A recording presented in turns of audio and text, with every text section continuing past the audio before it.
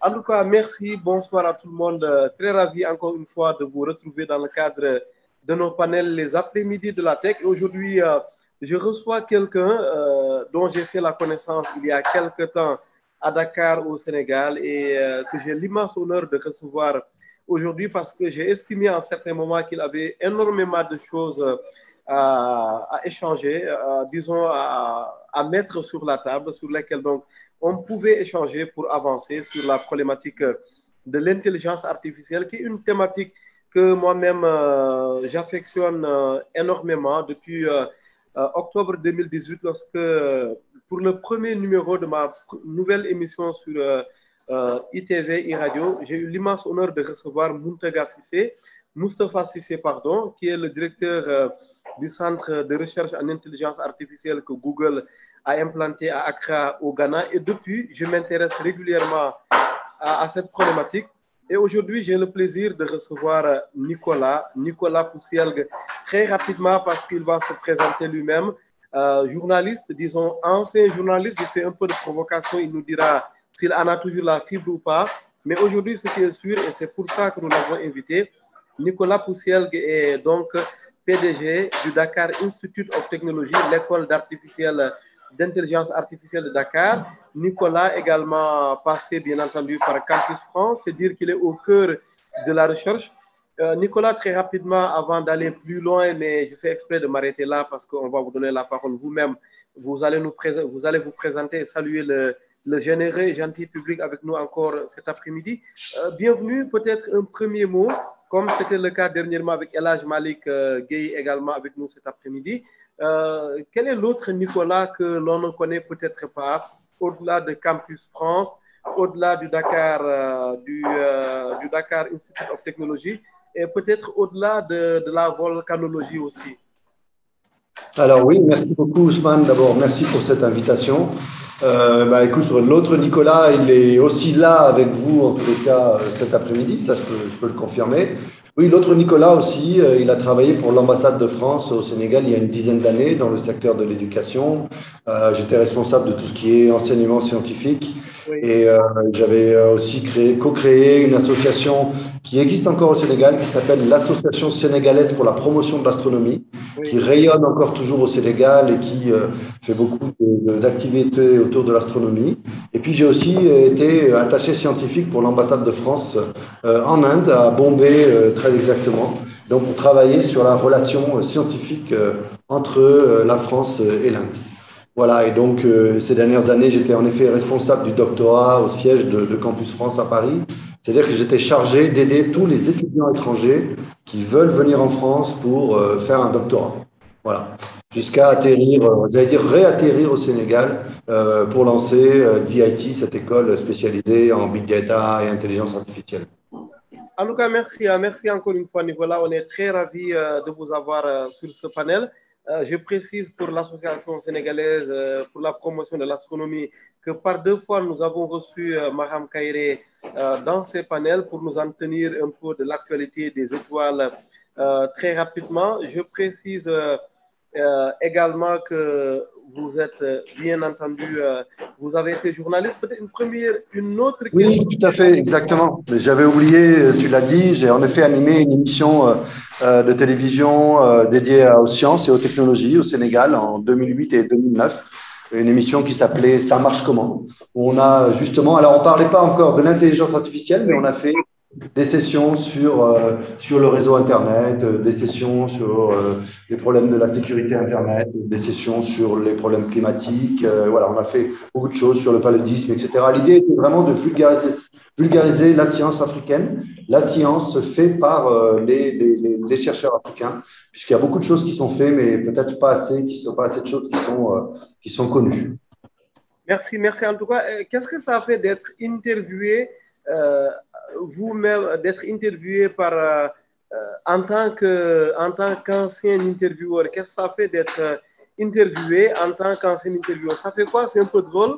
que finalement vous... Non, ça va, je sais. Bon, rien de spécial, juste toujours le plaisir de parler à un public peut-être. Et je pense que c'est toujours un plaisir que j'ai là. Et je pense que c'est une expérience absolument enrichissante que j'avais eue à l'époque. Et si demain on me redemande d'animer une émission scientifique, j'avoue que je serai encore partant pour animer ce type d'activité.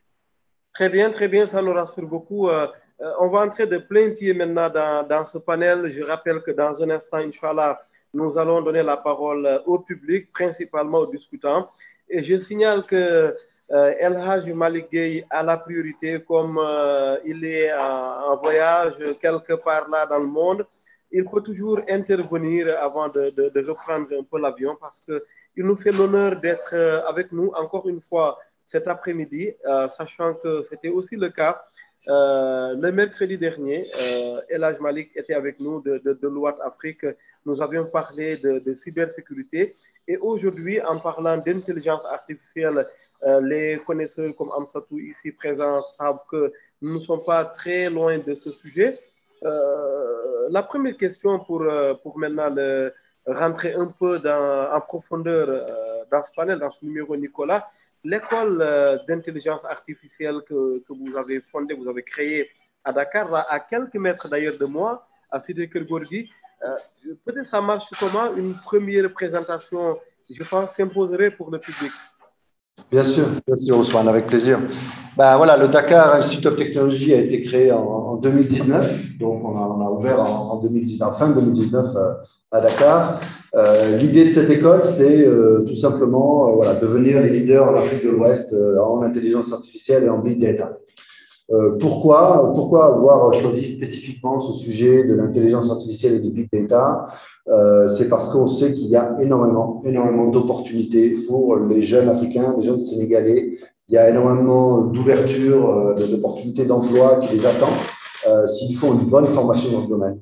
Et donc, voilà, on s'est dit qu'il y a beaucoup de jeunes qui ont énormément de talent au Sénégal, en Afrique de l'Ouest. Et on veut voilà, participer, en tous les cas, au développement de l'IA en Afrique en général et à la formation de ces jeunes talents pour qu'ils puissent se saisir de l'ensemble de ces opportunités. Voilà en gros un peu l'idée, j'ai envie de dire, de la création de cette école. Moi, je suis géophysicien de formation, comme vous l'avez dit, aussi volcanologue, mais aussi vulgarisateur. Mais je suis aussi un geek en fait en informatique, donc depuis très longtemps, je programme, je code, et donc voilà, j'ai vu évidemment comme beaucoup de gens l'arrivée de l'intelligence artificielle, et je me suis dit tiens, il n'y a apparemment pas grand monde qui offre des formations de ce type assez pointues. Et voilà, pourquoi pas se lancer, pourquoi pas ouvrir cette école qui va permettre à beaucoup de jeunes, et parfois aussi même des moins jeunes, des jeunes de se former, des moins jeunes de continuer leur formation et de passer à autre chose, de passer à une étape suivante. Oui, le public, si on en parle un peu, il faut s'attendre à quel type de tranche d'âge, à quel profil aussi? Alors, en fait, on a un peu tout. C'est une école d'enseignement supérieur, donc c'est des gens qui ont au minimum le baccalauréat. J'allais dire, ça va dépendre un peu de nos formations. On a une formation phare, en fait, qu'on a ouverte depuis 2019. C'est une formation qu'on appelle Data Science Intensif.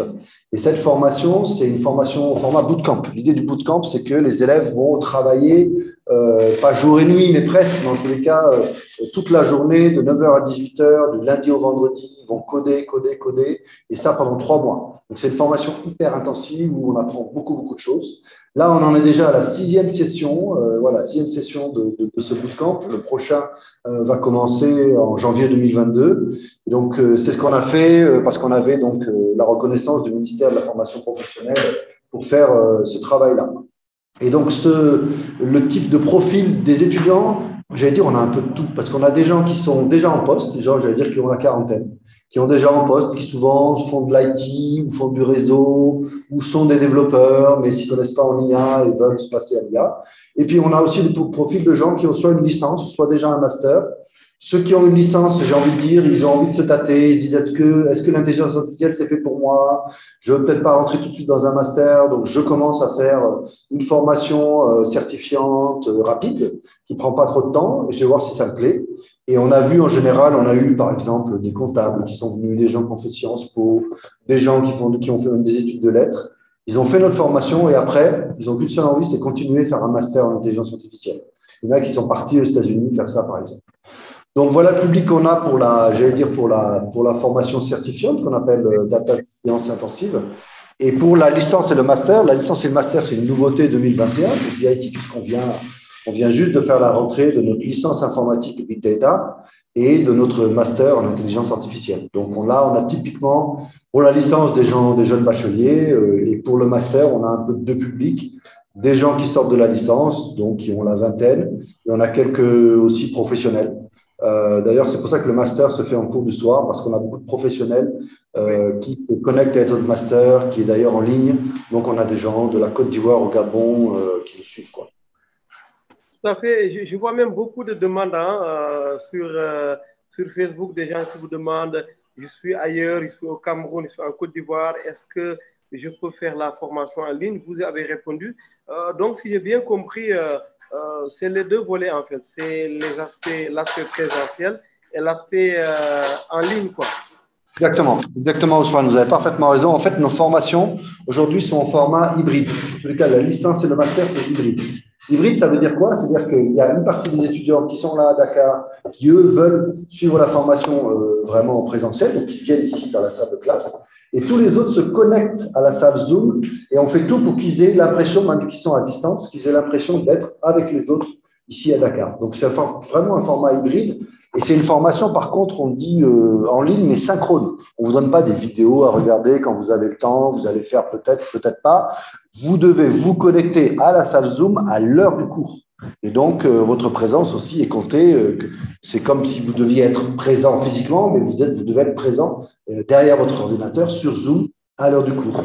Donc, du coup, vous profitez pleinement des cours du prof. Le prof est là à Dakar. Il y a quelques profs parfois qui sont au Canada ou en France, mais la majorité des profs sont là au Sénégal.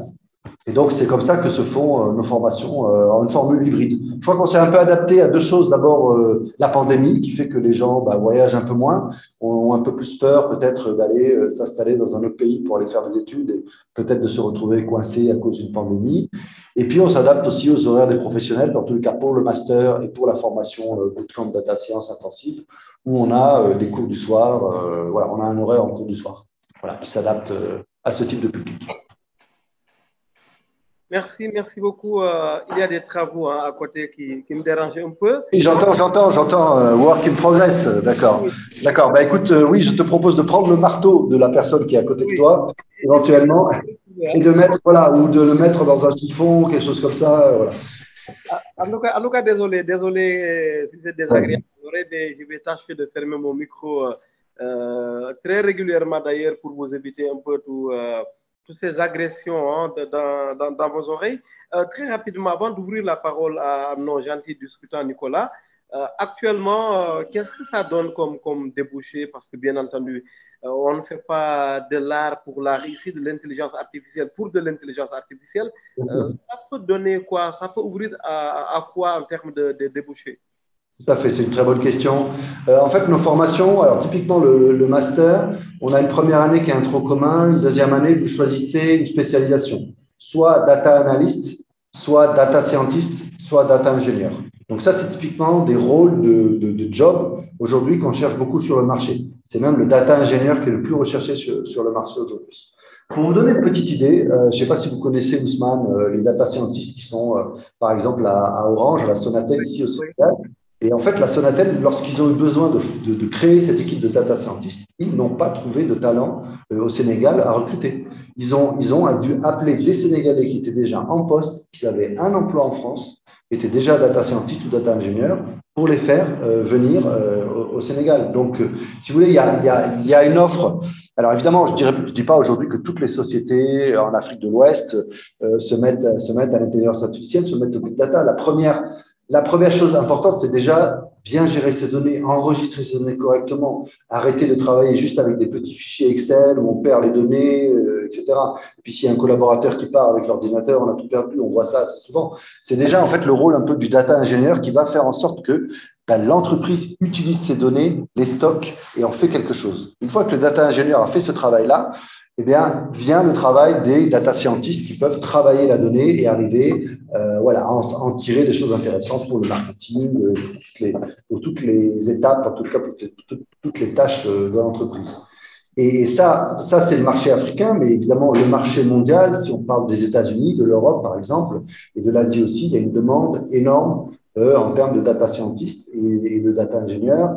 Et je dirais aussi l'avantage, c'est que l'avantage, c'est qu'aujourd'hui, ça devient aussi de plus en plus facile de prendre ce type de travail et de le faire en remote. Parce que finalement, j'ai envie de dire, grâce à la pandémie, quelque part, le travail à distance est beaucoup mieux accepté. Et donc, ça permet à des sociétés, soit américaines ou autres, de recruter directement des gens ici au Sénégal. D'ailleurs, on est en train, nous, de travailler un partenariat avec des sociétés, notamment américaines, qui vont pouvoir coacher nos étudiants pour les aider, pour les prendre en stage à distance et pour les embaucher par la suite. Donc voilà, et on a vu pour l'instant, alors en termes d'emploi, ce qu'on peut dire, c'est peut-être aussi le devenir de nos anciens étudiants, puisque depuis 2019, on a eu ces formations certifiantes qui ont lieu. Et on a par exemple un étudiant qui est venu de la Guinée, qui a fait la formation chez nous, qui a fait un premier stage dans une boîte ici, ensuite qui a été recruté chez Orange Mali, qui maintenant est recruté encore dans une autre boîte au Cameroun. On a un autre étudiant qui était venu de Côte d'Ivoire, qui maintenant travaille dans une boîte de la place qui fait pas mal d'IA, qui s'appelle Bantu. On a d'autres qui sont devenus des freelances. Donc on a globalement, en fait, je suis pas trop inquiet. La majorité des étudiants qui sont passés par ici, à partir du moment où, voilà, après, je vais pas dire, comme certaines écoles le disent, emploi garanti, parce que l'emploi, il n'est pas garanti que par ce que vous allez apprendre dans l'école, mais il est garanti aussi parce que vous allez faire, vous. C'est-à-dire, est-ce que vous allez bien travailler, est-ce que vous allez bien suivre, est-ce que vous allez vraiment en vouloir? Et nous, on est là pour vous aider, évidemment, pour vous aider via nos relations, via nos entreprises partenaires, à trouver des stages et à trouver un emploi. Mais globalement, tous ceux, pour l'instant, qui ont eu besoin d'un stage, qui cherchent un emploi, l'ont trouvé, quoi. Je ne suis pas inquiet. S'ils ont vraiment bien suivi la formation, on n'a pas eu trop de soucis pour l'instant. Parce qu'en fait, les entreprises, notamment sénégalaises, sont très demandeuses de ce public. Elles ne savent pas trop qu'est-ce qu'elles peuvent faire avec l'intelligence artificielle. Elles se disent pourquoi pas, je vais prendre quelqu'un, on va regarder un peu, il y a ça, voilà. Les gens n'ont pas forcément idée de ce que ça peut leur apporter. Et c'est normal parce que c'est nouveau. Merci Nicolas. Je place une question avant le prochain coup de marteau. Ouais.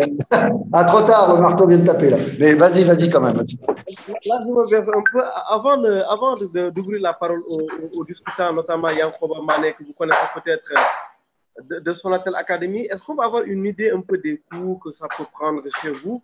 C'est important d'avoir une idée. Une idée, alors par exemple, il y a le marteau qui a tapé au moment du… Une idée de quoi? Attends, tu as mis ton micro qui est coupé. Je suis obligé de fermer mon micro parce que franchement, c'est compliqué à côté. Ouais. Je ne veux pas quitter un peu ce beau décor derrière parce que là, je vois que je te bats au moins sur le décor. Donc, mieux vous le garder. Malgré les… Attends, on va chercher une plante verte, on va la mettre derrière moi, t'inquiète pas. C'est possible aussi. Donc, je répète la question, Nicolas, comme les coups de marteau sont partis un moment. Côté coût, ça prend quoi comme formation si on vient chez vous? Est-ce qu'on peut s'attendre un peu à une idée des coûts que ça peut générer? Tu parles des tarifs, d'accord, oui, bien sûr, ok. Donc, je n'étais pas sûr d'avoir compris. Là. Si tu parlais de coût tarif ou de coût de marteau, je n'étais pas sûr de comprendre vraiment le Et oui, en effet. Alors, côté coût, la licence informatique Big Data, elle coûte à l'année 1,5 million avec 300 000 francs l'inscription, 120 000 francs la mensualité sur 10 mois. Le master en intelligence artificielle, le coût annuel, il est à 1,8 million. Donc avec 300 000 toujours à l'inscription et puis 150 000 de mensualité sur 10 mois. Et la certification data science intensive qui dure soit 3 mois en cours du jour, soit 6 mois en cours du soir, elle est à 1,2 million francs. Voilà les tarifs. Alors, je vais vous mettre aussi sur le chat le lien du site internet du DIT. J'invite tout le monde à aller faire un petit tour sur notre site, aller regarder un peu nos plaquettes. Vous verrez, vous allez dans nos formations, licence, master, certification data science intensive. Sur chacune des pages, vous pouvez cliquer sur télécharger la plaquette et vous avez tout le détail sur le programme détaillé, les modalités, etc. Donc, et puis, on est à votre disposition. Mes collègues qui sont d'ailleurs juste à côté de moi là sont à votre disposition pour répondre à vos messages directement par mail ou bien directement sur WhatsApp. Voilà, merci d'avoir partagé la page là. Donc, voilà, donc vous allez dans l'onglet formation en haut à droite. Tu vois sur la page, donc il y a l'onglet formation. Je suis sûr que, voilà, tu vois au-dessus, il y a accueil, qui sommes-nous, formation. Ouais. Voilà, et dans formation, là, par exemple, tu peux cliquer sur. Voilà, bon, enfin, c'est pas très compliqué. Voilà, vous trouverez l'ensemble des informations là-dessus. Voilà. Merci beaucoup, Nicolas. Évidemment. Voilà, très bien. De toute façon, j'ai mis le lien du site hein, dans le chat. Donc, n'hésitez pas à aller faire un petit tour. Voilà, posez toutes les questions. Il n'y a aucune question. On essaie de répondre à un maximum de questions, mais il y a toujours des questions qui ne sont pas répondues. Donc, on est là justement aujourd'hui pour vous répondre. Oui, pour la suite un peu du débat, mais comptez également sur le public pour poser toutes les bonnes questions, évidemment, autour de cette école, autour de l'offre de formation, mais aussi autour des applications, parce que bien entendu, et pour trahir d'ailleurs une discussion avec vous, Nicolas, qu'on a eue il y a un an, on avait dit que l'intelligence artificielle pouvait beaucoup aider dans la gestion de la circulation à Dakar, et ça, on y reviendra notamment avec Amsatou Mbeng. J'avais annoncé Yankoba Mané de Sonatel Academy, mais comme Elhadji Malick Gueye, que je ne veux pas perdre, s'apprête à prendre. Je suis là. Voilà, Yankoba est là. Yankoba, merci de rester en ligne avec ta compréhension. Juste voir Elhadji Malick s'il veut prendre la parole maintenant, avant que son avion ne le laisse un peu en rade. C'est l'occasion, Elhadji. Sinon, s'il n'est pas prêt, si Elhadji n'est pas prêt, on donne donc la parole à Yankoba Mané. Et j'en profite pour remercier Sonatel Academy pour la belle collaboration sur les volets formation, Daouda que l'on reçoit régulièrement dans nos panels, Yankoba que l'on reçoit pour la première fois, mais avec qui on est bien entendu toujours en contact permanent. Yankoba, une première question. D'abord, merci d'être avec nous cet après-midi. Une première question, un regard un peu sur l'offre de formation du côté de chez vos voisins, Nicolas, comme vous avez tous presque en partage la cité Keur Gorgui. Bonjour à tous. Bonjour, plutôt bonsoir à tous et merci pour cette opportunité qui m'est proposée de participer à ce panel-là. Et juste rappeler que Nicolas, on s'était rencontrés lors du Dakar Digital Show, le dernier Dakar Digital Show, je crois. Exact, ouais, c'est exactement. On s'était rencontrés et on avait beaucoup échangé. Tout à fait. À ce sujet-là. Et bon, que dire au sujet de la thématique aujourd'hui? Yankoba, on peut mieux vous entendre, s'il vous plaît? Ah oui. Là, vous m'entendez mieux, là? Un petit effort. Nicolas, vous m'entendez bien? Non, mais on vous entend parfaitement et je crois que j'entends aussi Yankoba parfaitement. Hein, donc, je pense que… Donc, très bien. Yankoba, quand tout le monde dit que c'est bon, donc ça veut dire que c'est très bien. Allez-y. OK. Donc, je disais juste que dire à propos de la thématique proposée aujourd'hui sur l'intelligence artificielle et les parcours proposés aux étudiants et professionnels et des débouchés sur le marché du travail. Bon, moi, je dis une chose, c'est que ce genre de formation, elle vient à point nommé. C'est-à-dire qu'aujourd'hui, on en est arrivé à une époque où le Sénégal, je parle de mon écosystème que je connais, produit des quantités phénoménales de données. Mais jusqu'à présent, on n'a pas encore la présence d'esprit de se concentrer sur les données pour voir qu'est-ce qu'on peut bien faire de ces données-là. Le peu d'entreprises qui l'ont compris, ça fait la différence. Et ça vient à qu'une école comme le Dakar Institute of Technology puisse vraiment se positionner en spécialiste de ce genre comment dirais-je, de cursus de formation-là. Même si nous aussi, à Sonatel Academy, on le fait, on a un parcours développeur data qu'on va encore proposer. On avait proposé ça il y a 2 ans de cela, mais on s'était rendu compte lors de l'insertion professionnelle que c'était un peu compliqué d'insérer les jeunes qui ont ces compétences-là parce que justement, beaucoup d'entreprises n'avaient pas encore compris l'enjeu qu'il y a sur la data. Mais en 2 ans, on va dire que l'écosystème a un temps vraiment qui se rapetisse de plus en plus. En 2 ans, aujourd'hui, on a une forte demande d'entreprises et surtout de startups qui demandent des profils qui ont des compétences là. Donc, c'est très intéressant aujourd'hui de participer à ce panel-là parce que je vais en apprendre davantage avec Nicolas, qui est, on va dire, un pape dans ce domaine-là. Donc, je suis très ravi de participer. C'est tout ce que j'avais à dire. Merci beaucoup. Et désolé pour la longueur. Merci Nicolas. J'aimerais maintenant qu'on rentre un peu dans les applications de l'intelligence artificielle pour voir concrètement ce que cela donne. Et j'aimerais bien entendu qu'on démarre par la santé. Est-ce qu'on peut recevoir Elhadji Babacar Fall en direct de Los Angeles? Il s'est réveillé très tôt, Nicolas, pour faire partie, pour prendre part à ce panel. Il est 8h37 à Los Angeles. Babacar?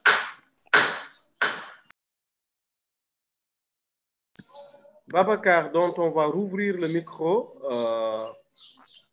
Là, à l'instant, Babacar Fall, voilà, à qui on va donner la parole. Donc, en ligne de Los Angeles. Babacar, vous nous entendez?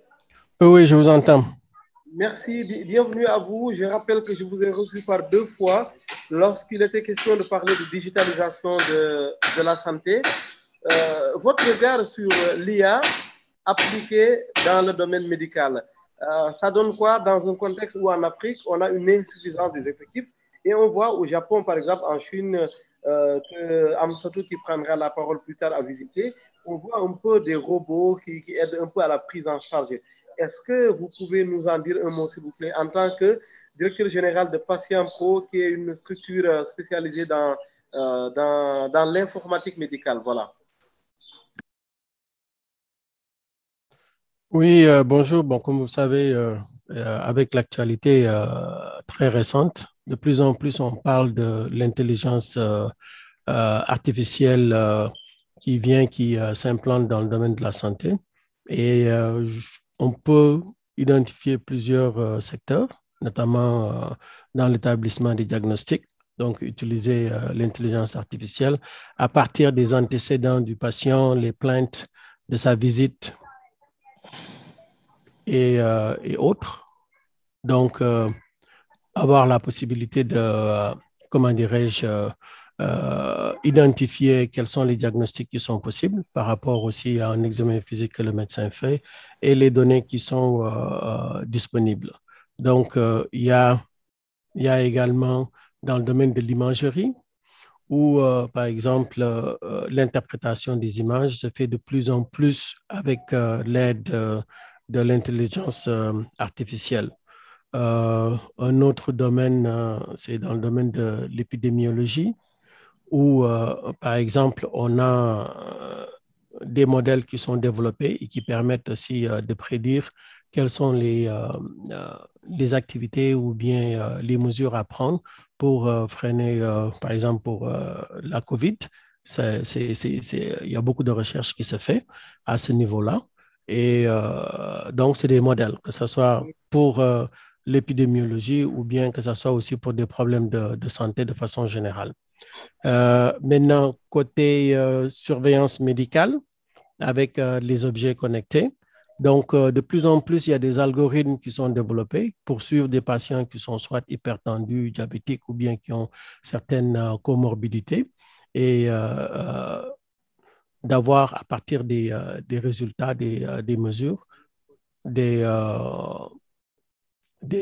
actions qui doivent se faire. Merci beaucoup, Babacar. Nicolas, j'ai dû me mettre à l'abri. Certes, c'est moins lumineux, mais j'espère être plus audible. Et je pense que c'est l'essentiel. Mais merci beaucoup, Babacar.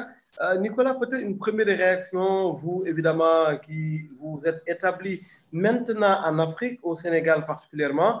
L'IA dans le domaine médical, est-ce que vous avez une offre de formation orientée un peu vers ces acteurs parce que c'est un domaine prioritaire, la santé? Oui, vous avez raison, Ousmane. En effet, l'IA, en fait, dans le domaine médical, je pense que c'est une des choses, un des apports de l'IA qui va être très important et qui est, à mon avis, essentiel dans le contexte africain. En termes d'offres de formation, en fait, ce qu'on peut dire aujourd'hui, c'est que nos étudiants du master, lors de la 2e année, ils vont choisir justement un domaine d'application spécifique. Donc parmi 5 à 6 domaines. Et donc un des domaines qu'ils peuvent choisir, c'est justement la santé, c'est-à-dire comment je vais appliquer le machine learning, le deep learning, c'est-à-dire l'intelligence artificielle en général, dans le domaine de la santé. Sur le contexte africain, on voit aussi des petites startups, des petites, mais qui j'espère vont être grandes, qui travaillent sur ces domaines-là. On a eu d'ailleurs un de nos anciens étudiants qui a fait un scan, c'est à partir du scan des photos, notamment de poumons. Donc, c'est quelque chose d'assez classique aussi, c'est-à-dire avec ce qu'on appelle de la computer vision, la vision par ordinateur. Et ben, le deep learning, les algorithmes de deep learning permettent de voir des choses qu'un radiologue n'aurait peut-être pas vues. On a eu récemment, d'ailleurs, dans la session, on a fait une démo, on a eu la Demo Night vendredi dernier et la Demo Day aussi en ligne samedi matin dernier, où l'ensemble des étudiants de nos sessions Data Science Intensive ont montré un peu leur projet. On a eu deux choses sur la santé. Un étudiant qui travaillait justement sur la détection du cancer du sein et un autre étudiant qui essayait de faire prédire le risque cardiovasculaire. C'est en fonction de différents paramètres qu'il pouvait demander donc, aux patients, calcul du risque et prévision du risque. Donc voilà, ce genre de choses sont passionnantes. Moi, j'ai entendu parler aussi d'une ONG nigériane, si je ne me trompe pas, alors je ne sais plus si c'est ghanéenne ou nigériane, qui a fait une application assez sympa aussi où on enregistre la voix d'un nouveau-né. Et en fait, grâce à l'enregistrement du son de la voix, avec simplement votre téléphone portable, vous téléchargez l'application, vous enregistrez la voix et ça vous permet de détecter certaines maladies que pourrait avoir, notamment des bronchites spécifiques que pourrait avoir un nouveau-né. Donc, il y a des choses très, très intéressantes qui se passent dans ce domaine. Et quand on connaît aussi peut-être la pénurie de médecins, du corps médical sur le continent, je pense que ces applications-là peuvent vraiment aider. Oui, en attendant de retourner la parole à Babacar en ligne de Los Angeles, moi j'ai une question pour nous, les littéraires purs et durs.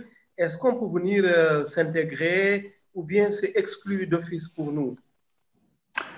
Alors en fait, il y a deux choses. Oui, on a des littéraires purs et durs qui ont fait cette formation-là. On a des gens, typiquement, on a une étudiante qui a fait Sciences Po, une équivalente Sciences Po, qui s'est inscrite l'année dernière, qui a fait le bootcamp ici et qui après est parti aux États-Unis faire un master et une thèse en computer science et data science. Oui. On a un comptable, qui n'est peut-être pas purement littéraire, le comptable qui a fait une formation aussi récemment et qui lui aussi d'ailleurs va partir aux États-Unis faire un master en intelligence artificielle. Donc tous ces gens-là qui sont un peu des littéraires.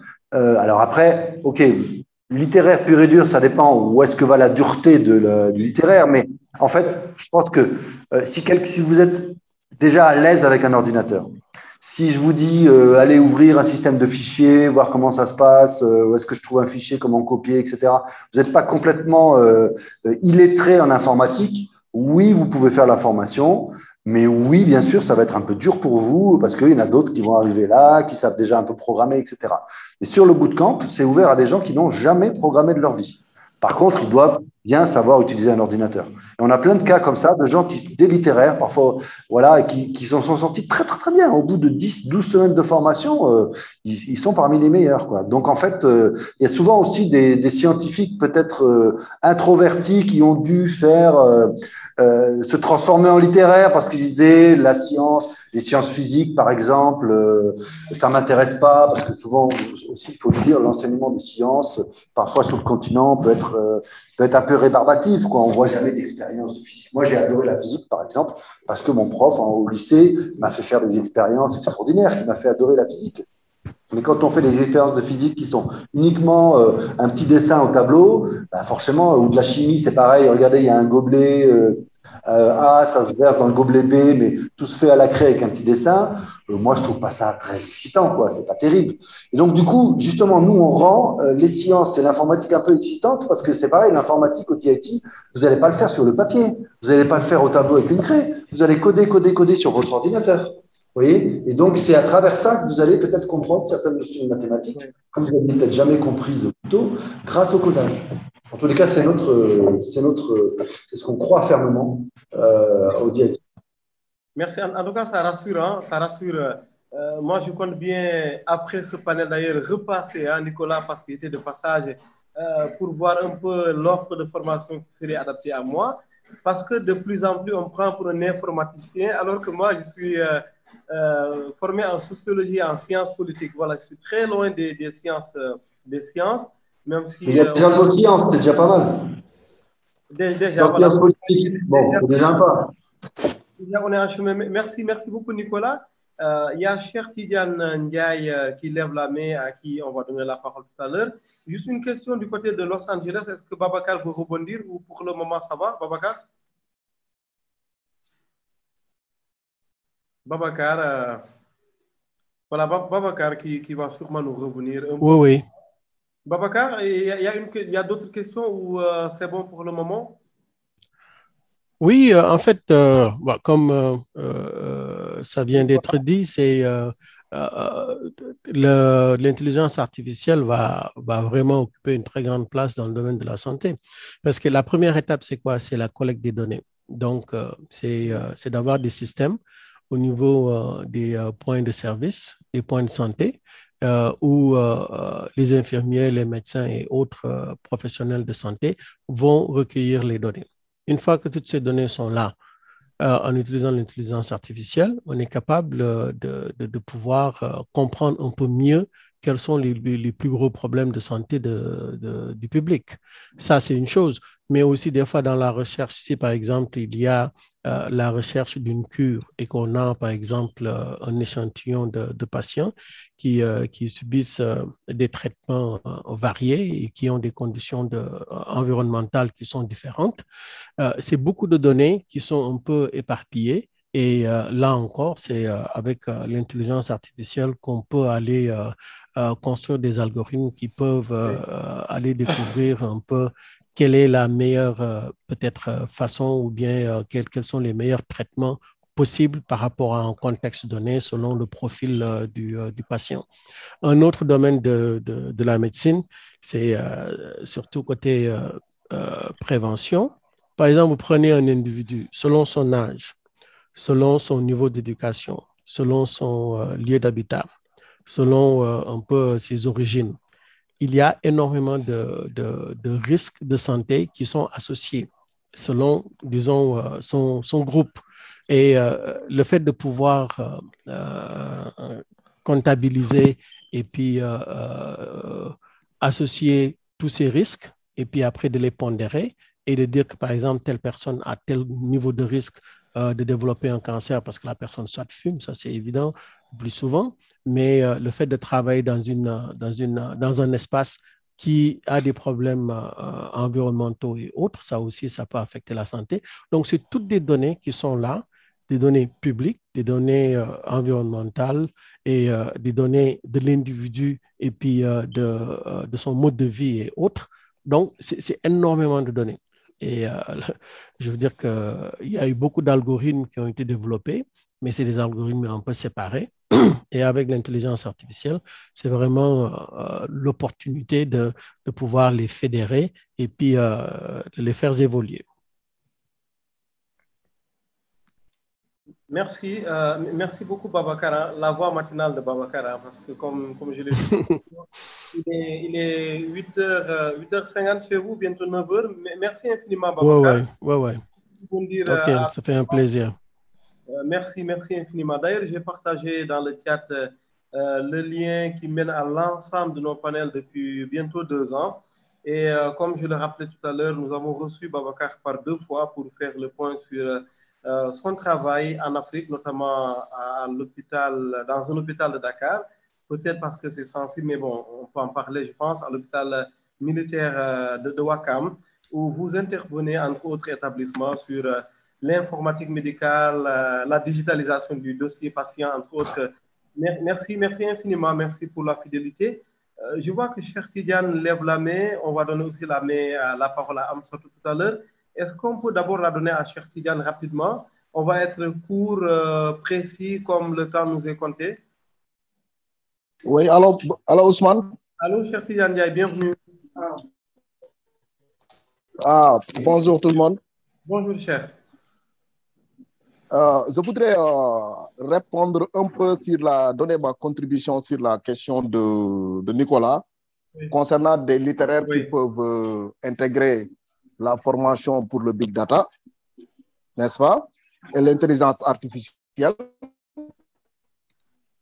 Allez-y. À mon niveau, ce que Nicolas a développé à ce point, je ne partage pas entièrement son avis, Parce que le big data, c'est des modules mathématiques extrêmement avancés et extrêmement compliqués à décrypter par le non-initié comme un littéraire qui n'a pas des bagages mathématiques extrêmement avancés, notamment comme les statistiques descriptives ou les statistiques inférentielles, ou la distribution d'une variable, des corrélations de variables ou des dérivés de fonctions et des opérationnels de matrices qui sont extrêmement compliqués dans le domaine de la big data. Et en plus des fonctions mathématiques insérées au niveau de la big data et qui parlent avec le langage Python très avancé.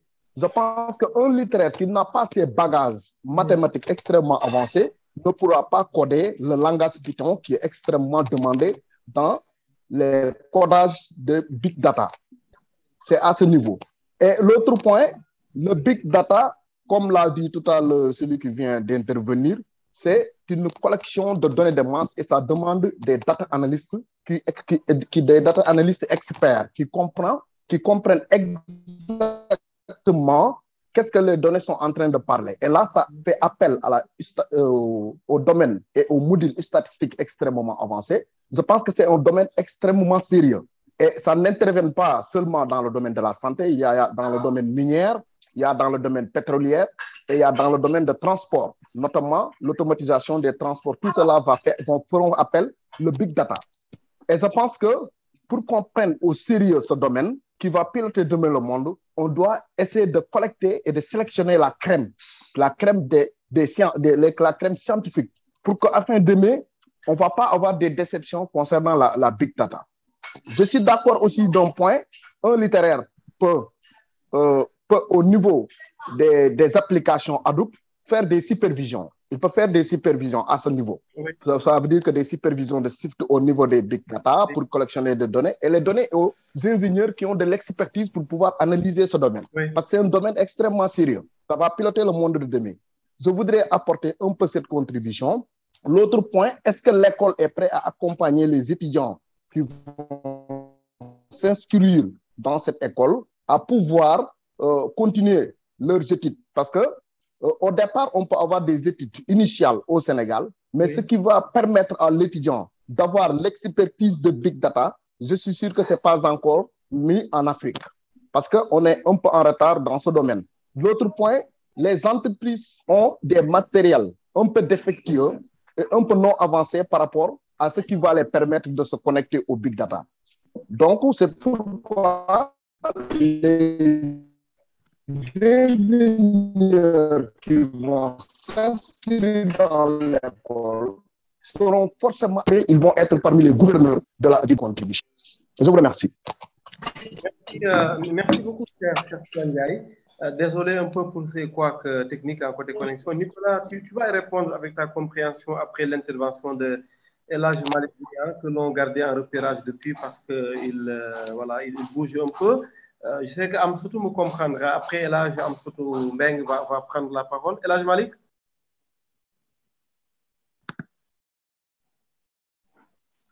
Est-ce que El Hadj Malick nous entend? Oui, je suis là, Ousmane. Vous recevez? On vous entend très bien, El Hadj Malick. Bienvenue à vous. Merci beaucoup, Ousmane. Merci beaucoup et merci de m'avoir parmi les discutants. Moi, c'est un sujet qui m'intéresse, le volet lié à la formation, comme je l'avais dit tantôt. Aujourd'hui, le principal défi que nous avons par rapport au sujet que nous traitons dans le marché, mais aussi pour adresser les problématiques de la plupart des organisations en Afrique de l'Ouest et particulièrement au Sénégal, on se rend compte qu'il y a vraiment un déficit en ressources humaines, mais surtout en termes d'expertise pointue sur certains sujets. Donc, raison pour laquelle je tiens vraiment à féliciter Nicolas pour cette initiative et voilà, pour tout ce qu'il est en train de faire pour animer un peu l'écosystème académique. Moi, j'ai peut-être juste deux questions qui sont des problématiques que je vois un peu dans d'autres établissements et j'aimerais bien savoir lui comment il arrive à les surmonter. Donc la première, c'est surtout lié à comment aujourd'hui il arrive à positionner, disons, les étudiants ou en tout cas les alumni pour qu'ils puissent aujourd'hui intégrer des structures où ils pourront vraiment donner le meilleur de ce qu'ils ont et vraiment s'épanouir sur la base des acquis qu'ils ont pu glaner pendant leur séjour au niveau du DIT. Et la deuxième question que j'ai, c'est quand même un sujet ou des sujets assez pointus qui sont traités au niveau de l'établissement.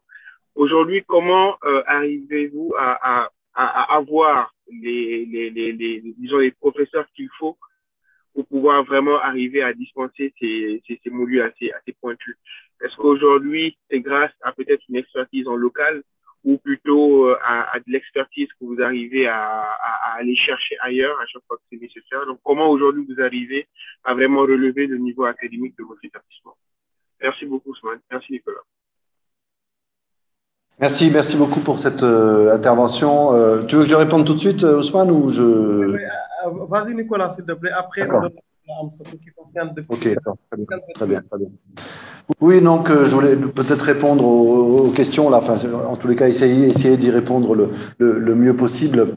Donc, c'est vrai que pour la question, je vais commencer peut-être par la dernière, la question des professeurs. En effet, c'est pas évident sur un sujet qui est relativement nouveau au Sénégal de trouver des professeurs finalement bien formés dans ce sujet. Il n'y a pas beaucoup de professeurs d'université au Sénégal, en tous les cas ceux qui ont un certain âge, qui connaissent réellement le sujet parce que c'est un sujet relativement nouveau. Donc finalement, les professeurs qu'on a, la majorité, ce sont des jeunes et la majorité, ce sont des gens qui sont des professionnels. C'est-à-dire qu'ils ont soit appris par eux-mêmes et puis ils ont été formés dans leur entreprise. Ici au Sénégal, on a des gens qui travaillent à Atos comme professeurs, on a des gens qui travaillent à Orange, en tous les cas souvent dans les grandes sociétés de la place, donc qui ont eu la chance soit d'avoir été formés à l'étranger, ensuite de venir au Sénégal, soit d'avoir été formés par ailleurs et puis d'avoir complété leur formation finalement par eux-mêmes. Donc ça, c'est le type de professeur qu'on a, en tous les cas, qu'on a ici au Sénégal aujourd'hui.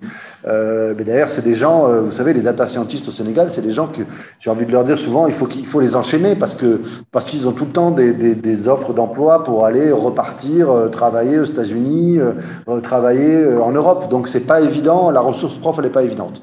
Alors en effet, pour compléter ça, là où quand on a besoin de compétences qu'on ne trouve pas encore au Sénégal, eh bien, on a des professeurs qui soit viennent ici directement à Dakar, soit interviennent en ligne. Aujourd'hui, on a des professeurs qui sont en France, on a d'autres qui sont au Québec actuellement sur nos cours parce qu'on n'a pas forcément la ressource ici au Sénégal. Mais on espère en effet qu'avec le temps, finalement, avec les gens qui vont être formés au DIT, qui vont être formés aussi dans les autres structures africaines, eh bien, on aura une masse critique un peu plus importante de professeurs. C'est en effet une difficulté et je crois que l'intervenant tout à l'heure aussi le disait aussi, comment dans sa tête, en gros, on n'avait pas forcément encore les compétences suffisamment pointues au Sénégal pour arriver à être bien formé en big data en IA au Sénégal.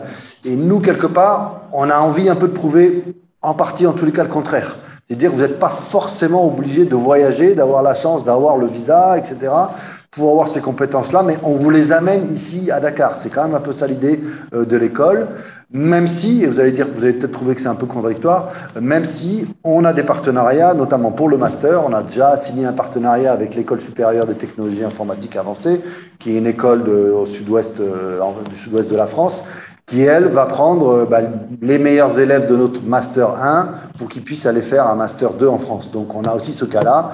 Mais j'ai envie de dire, c'est pas obligatoire. Nous, ce qu'on veut, c'est permettre aux gens aussi qu'ils n'ont pas forcément le temps de partir à l'étranger. Il faut savoir, je vous rappelle aussi que dans notre public d'élèves, on a beaucoup de professionnels, donc des gens qui travaillent, qui ont leur famille ici, donc qui ne sont pas du tout dans une logique d'aller s'expatrier pour faire des études. Donc, ils sont très contents de pouvoir suivre nos cours du soir ou de pouvoir suivre nos cours du soir en ligne.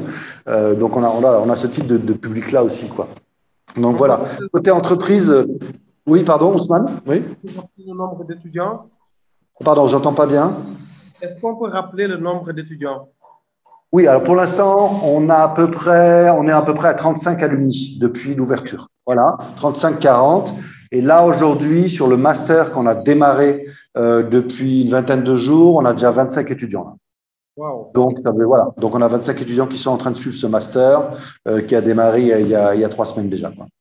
Voilà. Parfait, d'accord. Il y a d'autres ajouts là, d'autres explications à donner avant de passer la parole à Amsatou et à Cheikh Ndiaye? Oui, peut-être. Tout à l'heure, vous avez parlé aussi du problème des littéraires. C'est vrai que peut-être je me suis mal exprimé.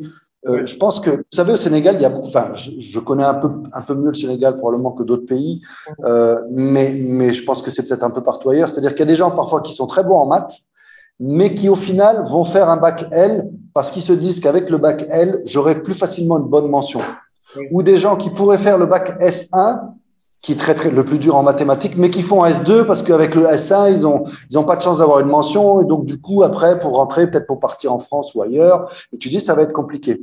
Donc, en fait, on a peut-être des gens qui se sont un peu détournés de leur étude en maths parce qu'ils ont eu un peu peur. Mais nous, de toute façon, on va reprendre avec eux tout ça. C'est-à-dire que on va pas laisser sortir de nos licences, de notre master, des gens qui sont pas très bons en statistiques, des gens qui sont pas très bons en mathématiques. De toute façon, voilà, on a évidemment, c'est une partie importante des cours, et je pense que vous avez bien fait de le souligner, c'est une partie importante des cours parce que le fonctionnement des algorithmes, c'est des maths, tout simplement, hein, il faut le dire aussi.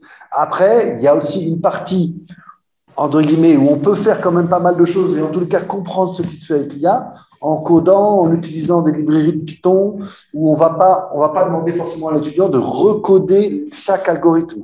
Ça, c'est un peu compliqué, mais il y a certains algorithmes qui sont déjà codés, on les lance, on les teste, etc., et on arrive déjà à des bons résultats. Donc, comme je crois l'intervenant disait tout à l'heure aussi, il disait un littéraire peut aussi s'occuper de gérer les données d'une manière générale, mais il va peut-être pas être capable de faire ce qu'on appelle des modèles, parce que le machine learning, c'est ça, arriver à faire un modèle qui marche, et quand le modèle marche pas, il faut essayer de comprendre, il faut être capable de comprendre vraiment, finalement, comment ce modèle fonctionne pour arriver à ensuite améliorer le modèle. Mais voilà, il y a cette partie de data ingénieur. Vous avez parlé de data analyst, c'est-à-dire data ingénieur, celui qui va collecter les données, qui va les stocker, qui va les sécuriser, qui va les récupérer à droite, à gauche, qui va vérifier la qualité de la donnée, toutes ces choses-là. C'est pas des maths très compliquées. Et il y a une demande énorme sur le marché de ce type de profil. Merci Nicolas. Décidément, je ne suis pas très chanceux parce que là, c'est un avion qui passait. Et c'est toujours le cas aux alentours de 16h à Mermoz, il y a toujours un avion avec du bruit qui passe. Alors, Cher va comprendre que je puisse donner d'abord la parole à Amsatou. Amsatou Beng. Alors oui, vous m'entendez? Amsatou, bienvenue. Merci. Vous dormiez là? Non, je suivais l'émission. Parfait, très bien. Je voulais juste intervenir sur différents points. Quand on parle de l'AI, je voulais au moins qu'on puisse camper sur différentes définitions, que les gens qui nous assistent, qui ne sont pas des experts dans le domaine, au moins savent de quoi on cause. Donc, moi, personnellement, je peux dire que ce qu'on utilise actuellement pour dire l'intelligence artificielle n'est qu'une suite logique des systèmes d'aide à la décision. Donc, système d'aide à la décision, après, nous allons sur l'intelligence artificielle. Dans l'intelligence artificielle, il y a des sous-domaines. Il y a un sous-domaine, par exemple, qu'on appelle le machine learning. Et dans le machine learning, là, vous allez faire l'apprentissage, que ce soit par des objets ou autres. Et après, on va vers le deep learning, où là, le big data va réellement intervenir. Donc, moi, je vais parler peut-être en tant que startup et aussi quelqu'un qui est intéressé par la recherche. Donc, pour nous, on a fait pas mal de systèmes où actuellement, on est en train de faire plus de systèmes d'aide à la décision, de collecte de données et un peu d'intelligence artificielle. Donc, pour vous dire l'importance des données. Donc, si vous voyez, par exemple, les deux pays qui sont les plus en avance dans l'intelligence artificielle, que ce soit les États-Unis ou la Chine, les États-Unis dépassent la Chine du point de vue modélisation, développement des algorithmes, côté recherche purement. Mais du point de vue implémentation, c'est en Chine qu'on a plus de données. Donc, la Chine est un peu en avance sur l'implémentation de l'intelligence artificielle. Parce que la plupart des algorithmes qu'ils ont à développer, ils peuvent l'implémenter sans pour autant avoir des restrictions sur les problèmes de données personnelles ou autres. Maintenant, nous, personnellement, on a démarré, si vous avez suivi sur ma page LinkedIn, on avait mis en place un système de gestion pour côté santé d'abord, système de gestion des hôpitaux, au moins qu'on numérise d'abord, parce que c'est notre première étape. Si on ne numérise pas, si on dit que l'intelligence artificielle est l'avion qui vous ramène de Dakar à Paris, vous n'avez pas de kérosène, vous n'avez nulle part. Donc, ce sont les données qui représentent ici le kérosène. Maintenant, les systèmes de gestion des hôpitaux qu'on a mis en place. Donc, vous tous pouvez entrer dans le lien, tester, voir. Donc, l'objectif, c'est quoi? C'est de permettre à chaque Sénégalais ou bien chaque individu, chaque Africain, d'avoir un dossier médical et qu'on puisse le suivre. Et quand vous voyez ici, aujourd'hui, au Sénégal, il y a eu un accident ou bien vous allez à l'hôpital avant de vous consulter, parfois les gens vous font une perfusion, alors que vous êtes allergique à quelque chose ou autre. Au moins cette fois-ci, les gens aient un dossier médical de la personne en cas d'accident aussi, ou bien la personne est inconsciente, qu'on puisse avoir son relevé médical et voir quelle suite donner à cela. Maintenant, côté transport, nous aussi, c'est notre business principal, le e-ticketing. Donc, le digital ticketing permet aux opérateurs, par exemple, d'optimiser le plus les ressources parce que le système les aide ici est surtout basé sur l'aide à la prise de décision. Donc, les bus qui partent de Dakar à Thiès ou bien de Dakar à Ziguinchor, quel est le nombre de places optimales que vous devez faire afin de rentabiliser votre système. Donc, ça, c'est juste quelques trucs, quelques points que je suis en train de énumérer sans pour autant être très long. Maintenant, dans le secteur agricole aussi, avec Kasaiba IoT, on fait les relevés de données, que ce soit température du sol, humidité, niveau de moisissure, niveau d'engrais et autres, et dans le but d'anticiper sur, par exemple, la rentabilité de votre champ. Par exemple, personnellement, j'ai un ami qui travaille sur l'intelligence artificielle dans le milieu agricole. Donc, ils utilisent un réseau de drones et le réseau de drones capture les images du champ. Et à partir de là, et les relevés des capteurs qu'ils ont, l'intelligence artificielle permet d'interpréter et de pouvoir anticiper sur les maladies, la productivité, le rendement du champ et autres. Donc ça, c'est des choses qu'on est en train de faire. Maintenant, du côté du point de vue productivité, dans les entreprises ou bien dans les industries, je veux dire, l'automatisation de la production et aussi les systèmes qu'on appelle les MIS, c'est-à-dire Manufacturing Execution System. Donc, ces systèmes-là vont suivre tout le processus de production ou bien de fabrication d'un article défini. Et maintenant, à partir de ça, on peut anticiper et voir à quel moment on doit produire tel produit ou à quel moment on doit produire. Et tout cela, on laisse à la machine d'en décider. Je vous donne un exemple, peut-être je vais publier ça bientôt sur notre modèle d'intelligence, de compteur intelligent. Vous savez qu'au Sénégal, quand vous abonnez sur une ligne électrique, on vous dit que vous êtes sur une première tranche, deuxième tranche, troisième tranche. Et le nombre de tranches qui augmente, la somme que vous devez payer aussi augmente en même temps. Maintenant, le modèle de compteur intelligent qu'on utilise va vous permettre de suivre votre consommation en temps réel. Donc, si vous êtes dans les grilles de première, deuxième tranche, vous savez que demain, si vous travaillez, vous allez consommer et vous allez vous retrouver dans une troisième tranche.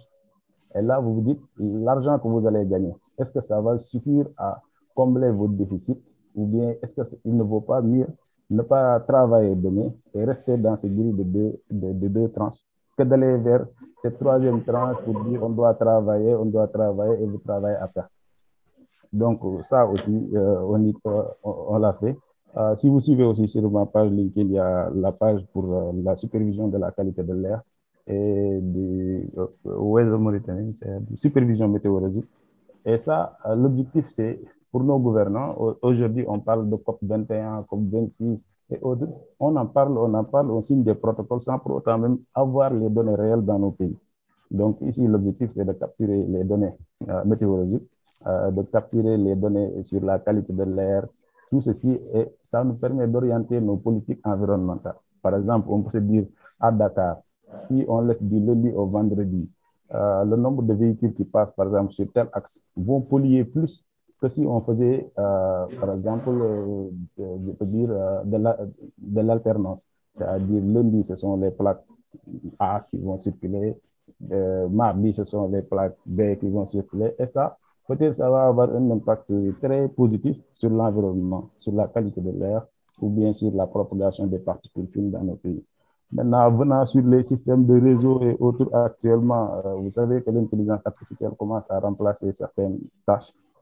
Tout à l'heure, quelqu'un a parlé de supervision, mais supervision vous supervisez, mais parfois, est-ce que c'est nécessaire? Parce que la machine, maintenant, utilisant le big data et l'archive des données qu'on a eu à accumuler, peuvent anticiper sur certains pannes, assister, que ce soit si c'est un réseau de routage ou bien de commutation, anticiper sur quel modèle de routage utiliser. Maintenant, je vais parler un peu de la partie cybersécurité. Que ce soit cybersécurité, aujourd'hui, les gens utilisent, certaines entreprises utilisent par exemple l'intelligence artificielle dans le but de défendre leur infrastructure. Donc, Oui. vous utilisez l'intelligence artificielle pour défendre votre infrastructure. Mais aussi, de l'autre côté, que ce soit les hackers, eux aussi, ils vont utiliser l'intelligence artificielle pour voir qu'est-ce qui a fait que la dernière attaque qu'on a eu à exécuter, pourquoi ça n'a pas réussi. Et eux aussi, ils vont utiliser l'intelligence artificielle pour bien parfaire leur cyberattaque, par exemple.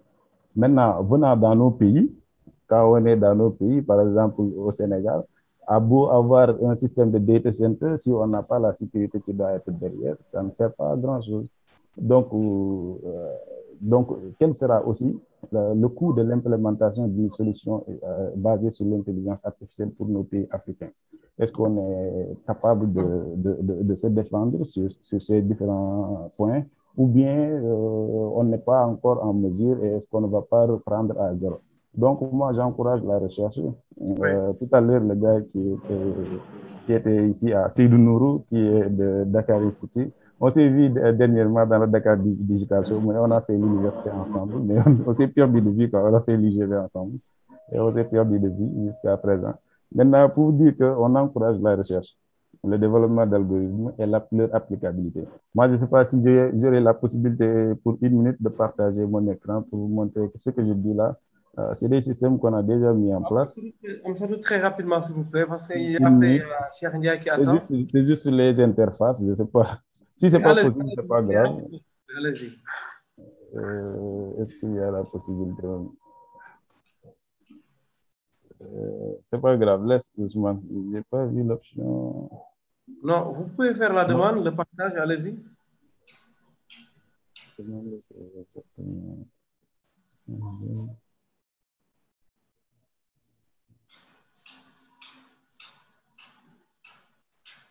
C'est pas la version que j'utilise là.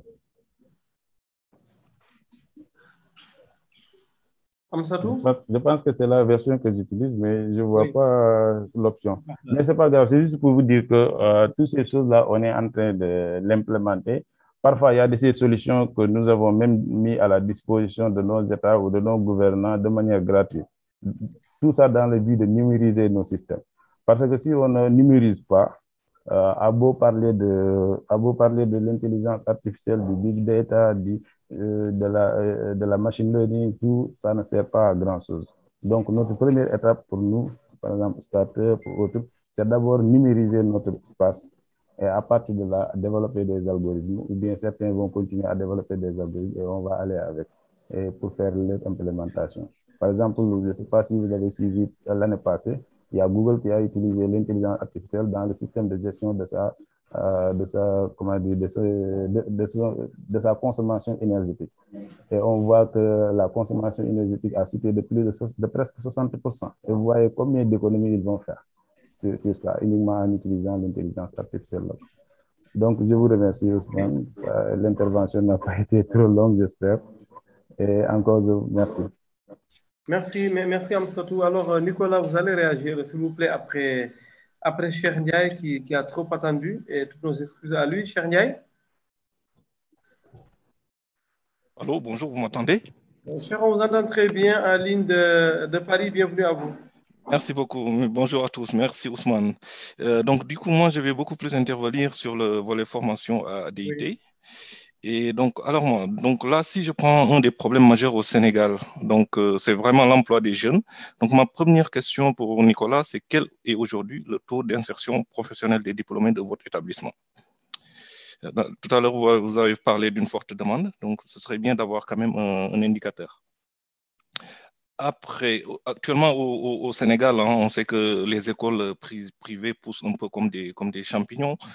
Et d'un côté, c'est bien pour l'État parce que l'État n'a pas les moyens de prendre en charge la formation de toute cette jeunesse. Mais d'un autre côté aussi, on sent une dégradation de la qualité de l'enseignement de telle sorte que certains recruteurs ou managers personnellement que je rencontre me disent que pour certains profils, ils préfèrent prendre des profils qui ont fait leurs études dans les pays développés comme la France, le Canada ou les États-Unis. Donc, ma question est de savoir aujourd'hui, quelles sont les actions qui sont mises en place et est-ce que vous faites régulièrement des enquêtes de satisfaction pour corriger ces imperfections afin de fournir aux entreprises des profils comme en Europe. Moi, en tout cas, de par mon expérience, quand j'étais à Dakar, ce qui faisait défaut, c'était vraiment la partie soft skills. Ça faisait vraiment défaut. Je donne un exemple, hein, j'avais des demandeurs d'emploi, des jeunes diplômés qui t'envoyaient un CV sans corps de mail, en fait. C'est juste la pièce jointe. Ou même pas un petit bonjour, 6 juin, mon CV. Donc voilà, c'est vraiment cette partie soft skill qui posait problème. Et comme disait Rabelais, science sans conscience n'est que ruine de l'âme. Alors bonsoir. Est-ce que tout le monde est prêt? Allô? Ah, j'entendais une autre voix, au fait. Désolé, Chéron, vous entend, vous pouvez poursuivre hein, avant qu'on redonne la parole à Nicolas. D'accord, très bien. Donc, après l'autre point, moi, actuellement, j'ai appris qu'au Sénégal, que seules les formations diplômantes sont reconnues par l'ANAQ-Sup ou le CAMES. Donc, vous, actuellement, au niveau de DIT, qu'est-ce que vous mettez en avant pour une valorisation et une reconnaissance de vos formations certifiantes? Je parle bien de formations certifiantes, pas diplômantes. Après, toujours pour revenir avec cette problématique d'emploi des jeunes, je pense que le marché sénégalais n'est pas assez grand pour phagocyter tous les jeunes diplômés. Est-ce que dans vos cursus de formation, vous avez intégré la partie entrepreneuriat pour faire comprendre aux jeunes qu'il ne suffit pas d'être embauché pour gagner sa vie? Merci beaucoup. Nicolas? Merci beaucoup pour toutes ces questions. Écoutez, merci beaucoup, Chandia. Je vais essayer de répondre au mieux à toutes ces questions. Alors d'abord, je rappelle déjà que on est une nouvelle école, donc il y a peut-être, c'est pas évident pour nous de répondre peut-être à toutes les questions tout de suite, puisqu'on n'a pas encore un recul important. La question que vous avez posée, c'est le taux d'insertion de nos élèves. Alors en fait, pour l'instant, c'est vrai qu'on n'a pas encore ce chiffre à vous donner. Pourquoi ?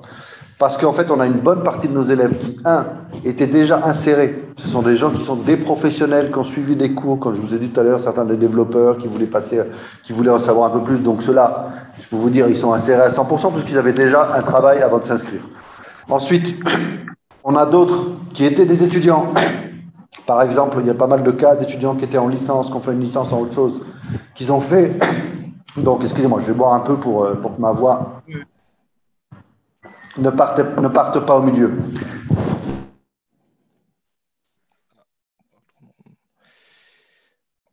Nicolas? On n'entend plus rien. Voilà, c'est bon, excusez-moi, mon micro s'était coupé par erreur.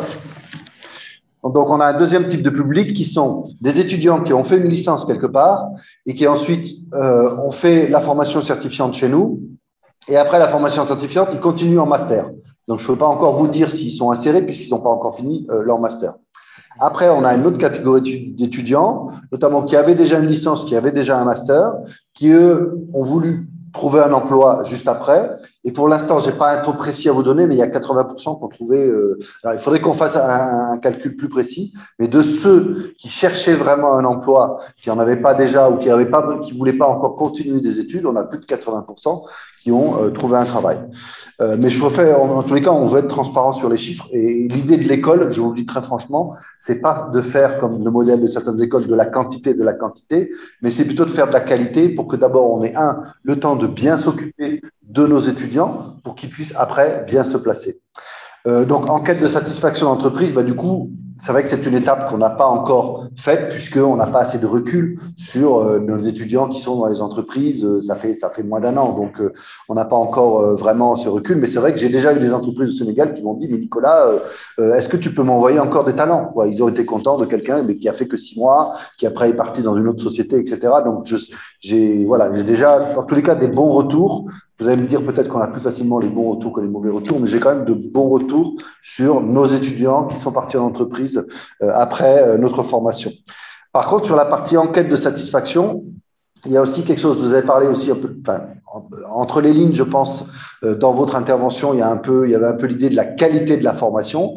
Et là, ce que j'ai envie de dire aussi, c'est que nos étudiants vont automatiquement, ils vont noter les profs. C'est-à-dire qu'on a besoin de profs aussi qui soient bons techniquement, mais qui soient bons aussi pédagogiquement. Parce que, ben voilà, ça suffit pas d'avoir une connaissance, mais il faut savoir aussi la transmettre. Et on essaye au maximum d'avoir des profs qui sont déjà des professionnels, donc ils connaissent vraiment le milieu et qui ne vont pas vous apprendre un langage qui n'existe plus sur le marché de l'emploi depuis 20 ans. Donc nous, on veut vraiment, en tous les cas, que vos étudiants apprennent les dernières technologies aujourd'hui, celles qui font le monde d'aujourd'hui, qui sont utilisées, qui sont le plus demandées. Par rapport à l'ANAQ-Sup, le CAMES, voilà, en effet, moi, je voulais quand même préciser parce que j'ai des questions souvent là-dessus. J'ai compris, vous avez l'ANAQ-Sup, le CAMES, en effet, ça concerne les formations diplômantes, c'est-à-dire la licence et le master. Nous, on en est au stade ici d'avoir l'accréditation du ministère de l'Enseignement supérieur du Sénégal. Et la prochaine étape pour nous, évidemment, c'est une fois qu'on aura notre première cohorte d'étudiants qui seront sortis, c'est de faire l'accréditation ANAQ-Sup. Et une fois seulement qu'on aura l'accréditation ANAQ-Sup, on pourra faire la demande pour l'accréditation CAMES. Et on ne s'arrêtera d'ailleurs pas là du tout parce qu'on va continuer à faire d'autres accréditations internationales. Par rapport aux soft skills, vous avez parfaitement raison. Moi aussi, je fais des offres. J'ai envoyé souvent des offres d'emploi pour différents postes pour l'école, et je reçois juste un mail avec rien du tout, parfois même pas l'objet, juste un CV en pièce jointe. J'ouvre le CV, les gens disent sur le CV qu'ils savent utiliser Word, les lignes sont même pas mises en place, etc. Et ça, c'est un exemple, et je pense qu'on en a tous vécu ce genre d'exemple. On a l'impression parfois aussi, à la décharge un peu des candidats, que les candidats envoient un peu, ils sont tellement dépités parce qu'ils ont du mal à trouver de l'emploi, ils spamment un peu, dès qu'ils voient une offre, ils spamment, et ils ne s'adaptent pas à l'offre, et ils sont peut-être un peu, je comprends qu'ils peuvent être un peu aussi dépités vu la difficulté de trouver un travail. Et oui, c'est quelque chose de très important pour nous. Oui, on va former nos étudiants à savoir bien se présenter, à savoir bien rédiger, à savoir rédiger un mail tout simplement, parce que les jeunes d'aujourd'hui, ils vous envoient des textos ou des messages sur WhatsApp avec des jolis gifs, mais par contre, un email professionnel propre, c'est pas évident. On le voit quand on leur envoie un email, on leur envoyer un message sur WhatsApp pour leur dire de regarder leur email. Ça me fait penser à l'époque du fax où on appelait quelqu'un pour dire je vais t'envoyer un fax, quoi.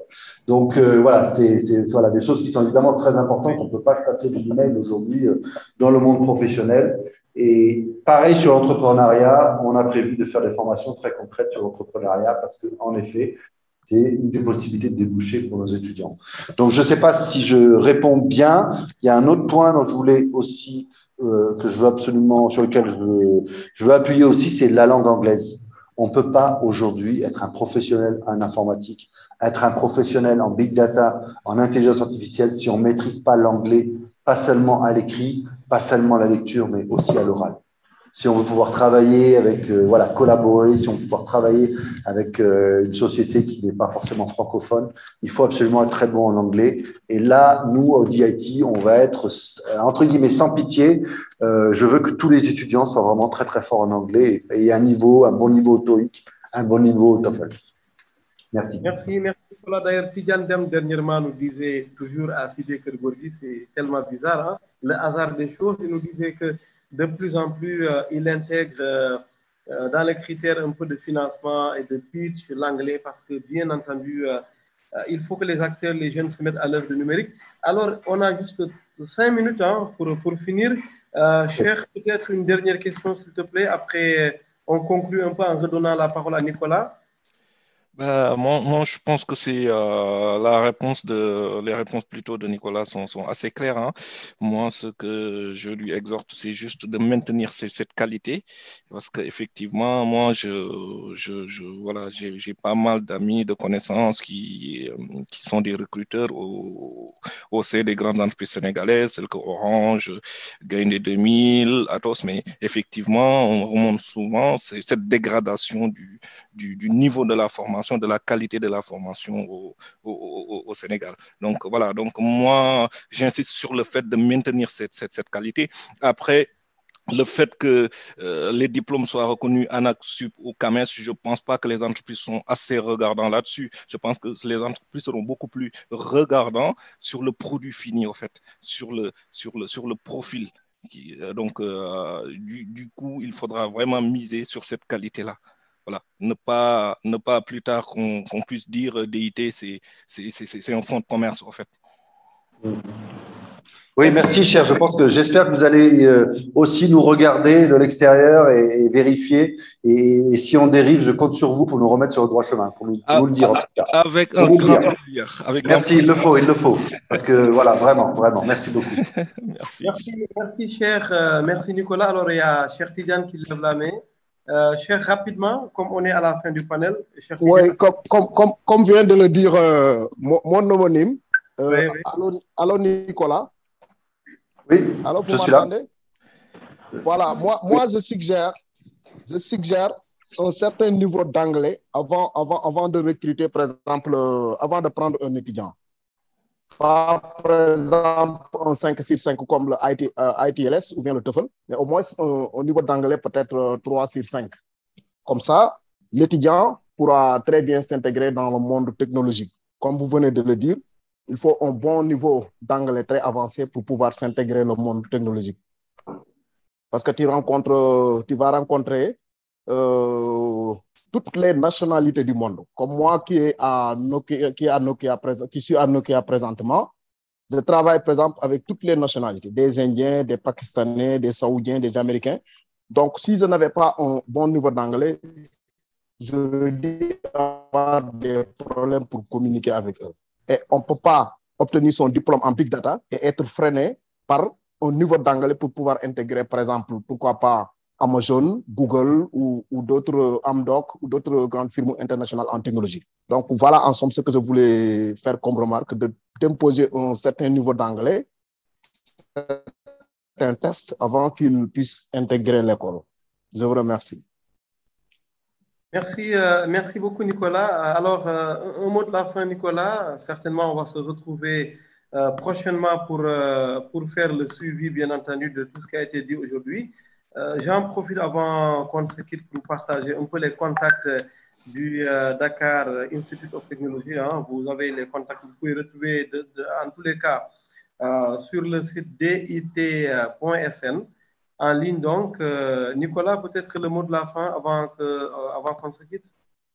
D'abord, oui, bien sûr, merci Ousmane, merci à tous les invités, merci d'avoir participé à ce panel et merci pour vos contributions qui sont absolument excellentes. J'ai envie de dire aussi une petite chose, on va bientôt ouvrir un blog au niveau de DIT justement pour vulgariser le big data, l'intelligence artificielle, pour que de plus en plus de gens s'y connaissent. On a justement un de nos alumni qui est journaliste et qui est devenu maintenant data journaliste, qui va mener ce blog, donc restez à l'écoute. Et puis, j'ai envie aussi de vous inviter ce samedi au DIT, mais aussi en ligne. On va avoir une conférence sur les NFT, qui sont les non-fungible tokens, qui sont un phénomène complètement fou qui est en train d'arriver autour de la blockchain, qui permet de valider la propriété notamment d'une œuvre d'art. Et vous avez des œuvres d'art en NFT aujourd'hui qui se vendent à des millions de dollars. Donc, on a un spécialiste qui est venu exprès au Sénégal pour parler de ça. Et donc, je vous invite tous à nous rejoindre au DIT ou à vous connecter en ligne. Vous voyez toutes ces informations sur nos réseaux sociaux.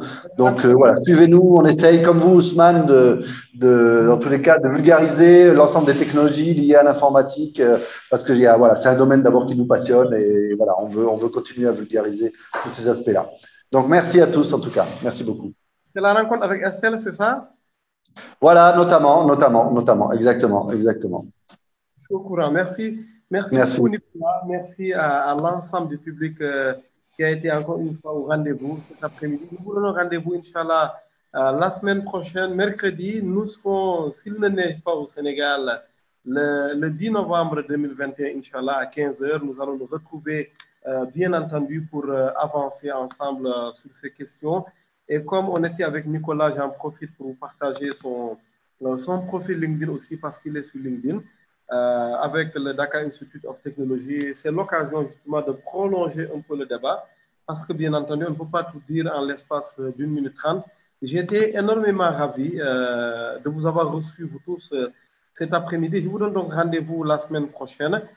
D'ici là, dans quelques heures, ce panel va faire l'objet d'un replay sur l'ensemble de mes plateformes en ligne, Facebook, LinkedIn, YouTube aussi, où nous hébergeons ces panels. L'occasion aussi d'aller voir l'ensemble des panels que l'on anime au centre de modération depuis bientôt 2 ans. Nous avons reçu énormément de personnalités qui sont venues échanger avec nous. Je vous partage très rapidement au passage pour finir le lien vers mon compte LinkedIn en ligne que j'essaie d'alimenter régulièrement parce que nous sommes convaincus qu'il faut du journalisme utile qui mette l'accent sur le développement simplement. Et moi, j'ai choisi d'être dans la technologie. Je ne regrette pas parce que régulièrement, je rencontre des gens comme vous et auprès de qui j'apprends énormément. Donc, les autres ne sont pas les seuls à apprendre. C'est le littéraire que je suis, le journaliste qui apprend justement au jour le jour. Merci beaucoup. Merci Nicolas et désolé pour les quelques coups de marteau. Heureusement que c'est resté symbolique. Hein? C'est mieux comme ça, c'est mieux comme ça. Merci les amis. Rendez-vous dimanche pour la radio, hein, mais mercredi prochain en ligne hein, sur le Zoom. Et d'ici là, on vous partagera l'infographie et l'annonce du prochain panel. Excellente soirée à toutes et à tous.